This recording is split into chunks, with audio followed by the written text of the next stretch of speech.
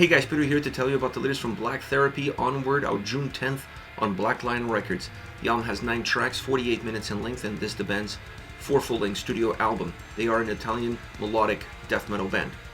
As far as the design goes, this album has positives and negatives. On the positive end is a very balanced, cohesive record. You really get a sense of unity across all 9 tracks. The atmosphere, the soundscape, the elements that make up these songs stay very connected throughout the entire record.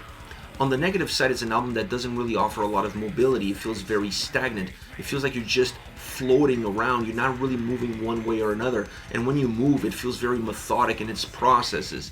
So you need a record that feels a little bit more engaging, that has a little bit more mobility, so that the listener stays connected with the record and you're not really giving the listener a chance to walk away from it. This album gives you 9 chances to really walk away from it.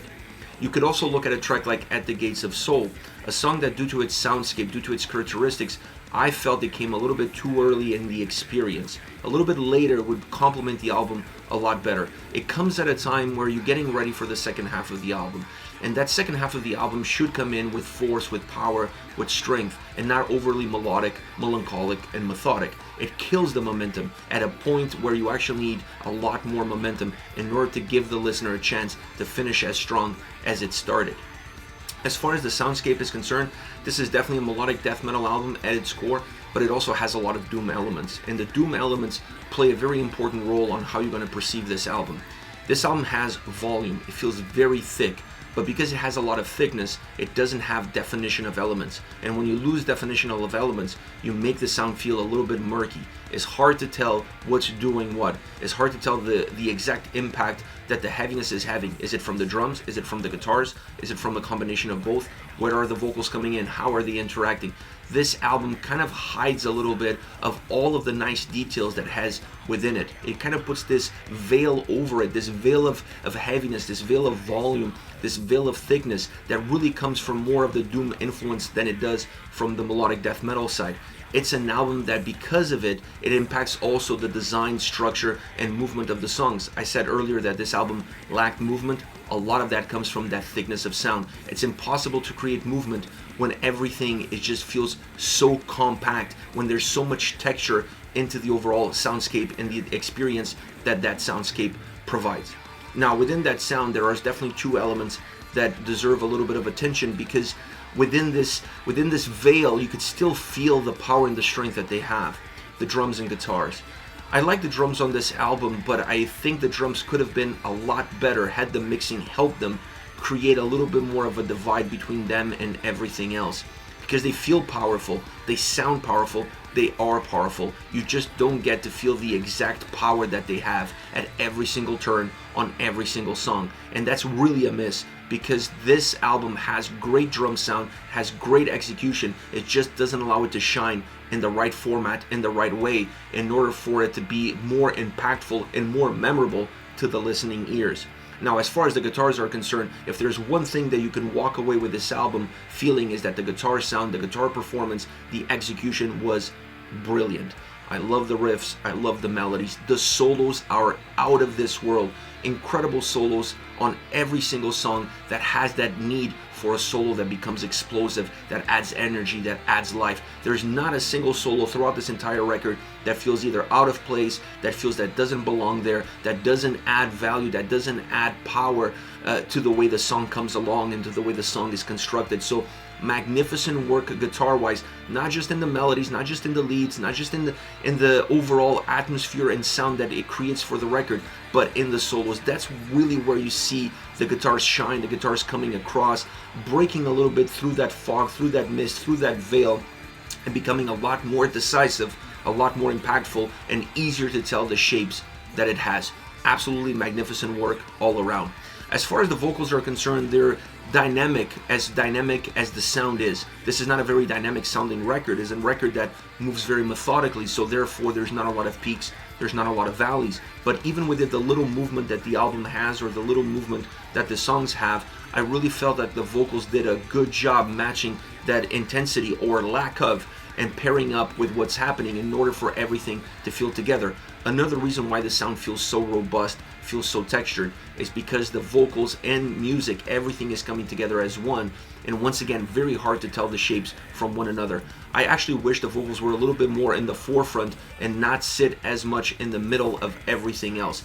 They needed to be a little bit more driven, they needed to be a little bit more impactful. They could stay within the approach that they have, they could stay within the tone, within the delivery, but if they were a little bit more in the forefront, I really feel like the impact on this record vocally would have been 10 times better. It's an album that has a lot of great qualities. It has a lot of great elements when you look at the drums, when you look at the vocals, when you look at the guitar, especially at the guitars. But everything doesn't get its proper notice because of how it all is put together. The mixing on this record really lets the album down. I feel with better mixing, with better defined sound, with better defined experience on what you want out of each and single element, this record could really shine through and put together itself in a way that would become a lot more memorable for the listener. When you start to murky the waters, when you start to bring everything together and it becomes a wall of sound, it's very hard to tell the forest from the trees when you get to the end of it.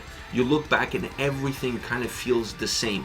That's not what you want. You want songs to be memorable, you want songs to be desirable from a listening perspective, and this album has them. They're just not put together in the right format.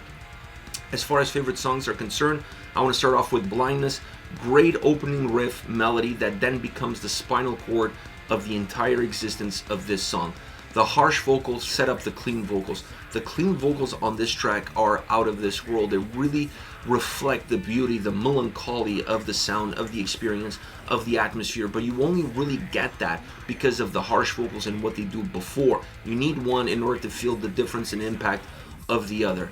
Musically, this track is super strong. Vocally, this track is super strong. One of the strongest tracks in terms of delivery, in terms of performance, even in terms of how it's put together. It's still not very defined, but it's defined enough for you to really be able to break it apart and understand exactly what each moving piece is doing.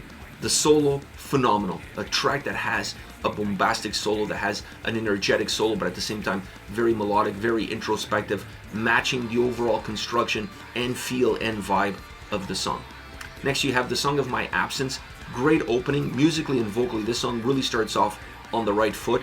It's super catchy as far as the chorus is concerned. It's perhaps not catchy. Catchy is maybe not the right word.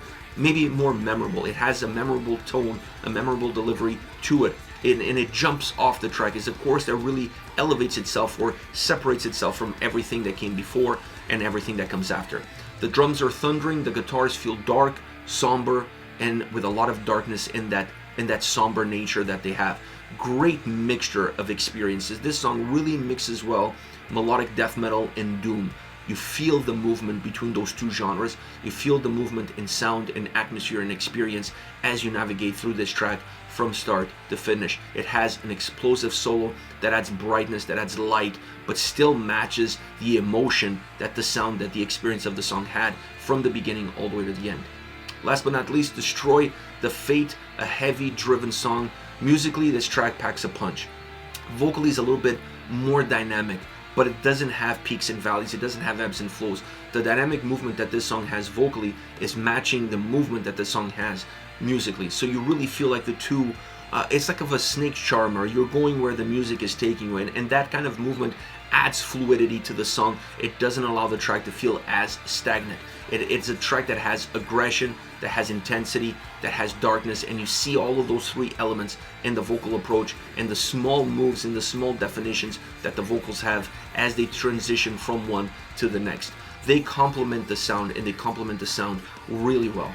The third of the track comes in a little bit more bombastic. It's a little bit more driven, even darker. It has some black metal elements, some blackened elements into the sound, into the atmosphere, and that kind of takes the track into a completely different direction from where it was. So it morphs into something a lot more violent and morphs into something a lot more aggressive before becoming a little bit back into the fold, into how everything started, making the song all around become a lot more palpable because of how it starts and how it finishes, regardless of that movement, regardless of that chaos that exists there when the track becomes blackened in its essence, in its sound, in its delivery.